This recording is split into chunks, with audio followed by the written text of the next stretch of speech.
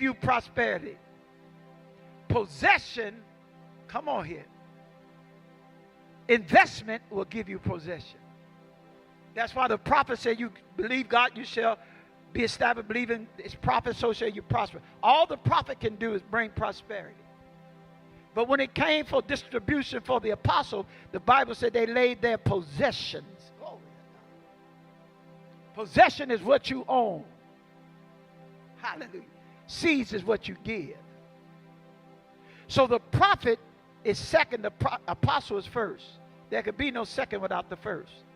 So God said, I'm not bringing you into this promised land. This promised land that we're entering into now, because of the shut-in and because of our embracing of face-to-face, is not to rent. Because renting is just the initiation.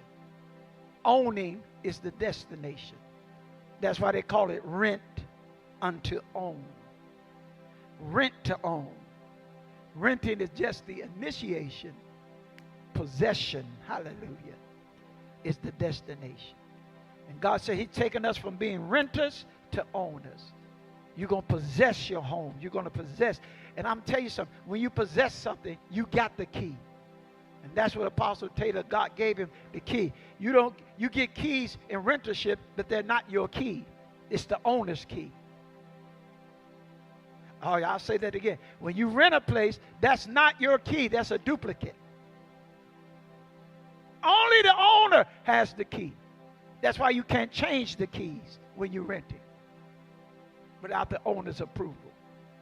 So when God gave Apostle the key to the kingdom and gave him those keys, I understand now. He called him to be a possessor.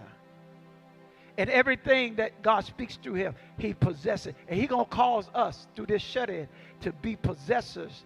No more renting, no more behind on your rent. Come on, somebody here. Y'all get in this investing. No more being behind. No more evictions. No more repossessions. No more debt. Y'all quiet here.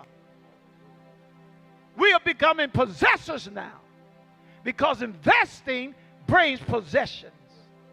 Seed brings prosperity, but possessions is greater than prosperity. He said, possess your land. Own it. When you own something, you can do whatever you want to do with it. When you own something, there's no stress. Y'all quiet. There's no worries. There's no fear when you own something, because they can't take what you own. And that's why I thank God for Apostle Taylor. He's getting the institutes and getting for the school and all of those things, the university. He's getting land and acquiring property to own it, that you can come and have a safe haven, and the students can come from all around the world. That's his vision. And he's implementing those things right now. Why? Because he's a possessor. And I tell you, this is the truth. I got about 10 minutes.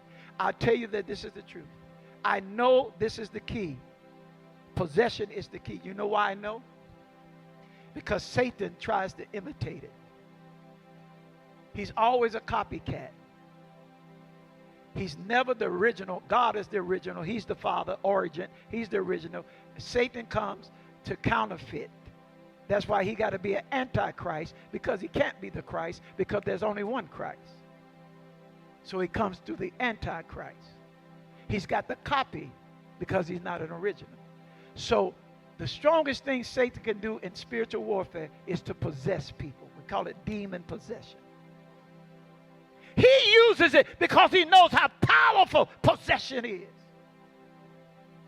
He uses it because he knows, if I can possess somebody, put demons in them, put sickness in them, if I can possess them, I own them. And I'll make them do whatever I want them to do. That's why people go out, serial killers, and kill people, because Satan has possessed them with demons. And whatever you possess, you own, you can control. Come on, somebody. Where do you think he got that from? He understands the highest order of God is his power as a possessor. He's omnipotent, omniscient, omnipresent. So he tries to possess. But that's why when God's power and glory